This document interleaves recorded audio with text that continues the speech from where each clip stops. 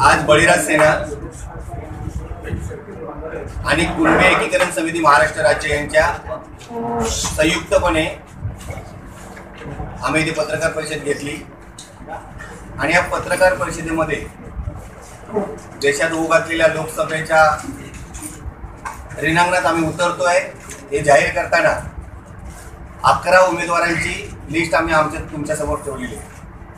त्यामध्ये रत्नागिरी सिंधुदुर्ग लोकसभा, रायगड लोकसभा, मावळ लोकसभा, भिवंडी लोकसभा, पालघर लोकसभा, कल्याण लोकसभा, ठाणे लोकसभा, उत्तर पश्चिम मुंबई लोकसभा, सांगली लोकसभा, ईशान्य मुंबई लोकसभा आणि नाशिक किंवा नागपूर अशा प्रकारे पहिल्या टप्प्यामध्ये आम्ही 11 लोकसभेचे उमेदवार किंवा 11 लोकसभा आम्ही इथे जाहीर केलेले आहे। त्यापैकी 5 उमेदवारांची आम्ही नावही इथे घोषित केलेली आहे। रायगडमधून सन्माननीय भूषणजी बरे, मावळमधून सन्माननीय राजारामजी पाटील, उत्तर पश्चिम मुंबईमधून श्रावण इंगळे, सांगलीमधून हबप गणेश डांगे महाराज आणि नाशिकमधून धनंजय किनगावकर असे 5 उमेदवार आम्ही आज तुमच्या समोर जाहीर केलेले आहेत। येणारी लोकसभा या आम्ही सर्वसाधारण कामगार वर्ग, शेतकरी वर्ग, शेतमजूर,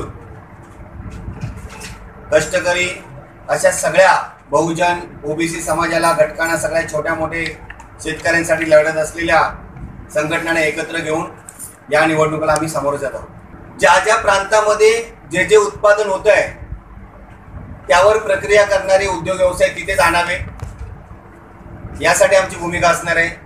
खास करून आम्ही प्रदूषणाच्या विरोधात शेतकऱ्यांना त्यांच्या शेतीचा चांगला मोबदला मिळावा यावरती आम्ही काम करणार आहोत। मूळ कायदा जो मोठ्या प्रमाणात कोकणात प्रश्न भेडसावतोय सगळ्या शेतकऱ्यांना त्याच्यावरती आम्हाला काम करायचं आहे।